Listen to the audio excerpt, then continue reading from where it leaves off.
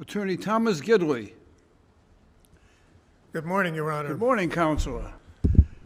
Counselor, are you representing yourself this I morning? am representing myself. I'm a retired attorney. My license is on ice. I put it on inactive many years ago.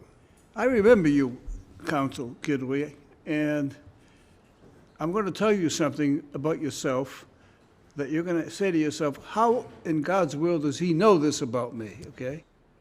Mr. Gidley, I remember when you were an attorney with Hinckley Allen in the Industrial Bank Building, Yes, right? that's correct. 2200 Industrial Bank Building.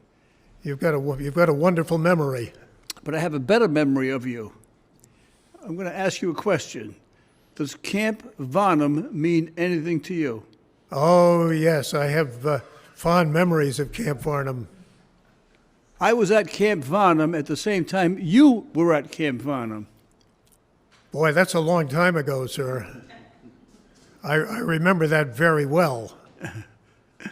I think it was 1956 or 57. Probably 1960.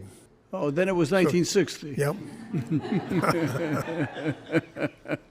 But I remember you were in officer training school. That's correct. Then you served. Yes. Okay. What rank did you achieve? I became a captain ultimately, and then I retired. I simply resigned. I had too many other things going, and I left about 50 years ago. Yeah. And I've always regretted it. You know, Camp Varnum is located in Narragansett, Inspector Quinn. And I was a young National Guardsman at the time, and I was working in a restaurant washing dishes. I was in college, and they said, does anyone here know how to paint? And they said, because we're going to open Camp Varnum. It had been closed for a number of years since the Second World War. And I forget I think I was making 60 cents an hour, and they were paying $1 an hour for painters. So, of course, I raised my hand. I said, I know how to paint. You were Michelangelo the day they told you that. So I went down, and that's we opened Camp Varnum, actually. Anyway, but I remember Captain Gidley very well back then. That's a long time ago. You've got a wonderful memory. My only concern, Judge, is he keeps alluding back saying that was a long time ago, a long time ago. Counselor, wasn't that long ago?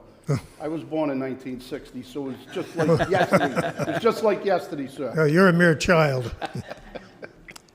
All right. Well,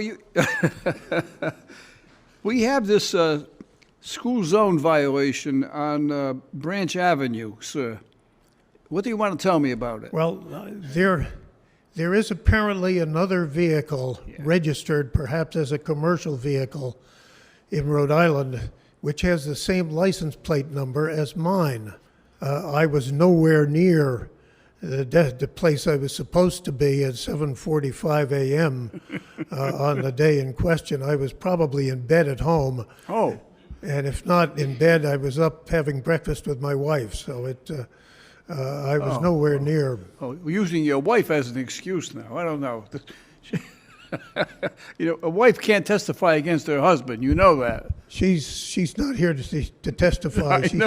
She's still practicing medicine in her 80s. Really? She's a professor at the medical school, and she goes to Women and Infants Hospital. That's probably where she is right now. What a wonderful family. Really? You know, I knew when I saw him as a young man that he'd be successful in everything. Well, based on your persuasive argument and taking into consideration,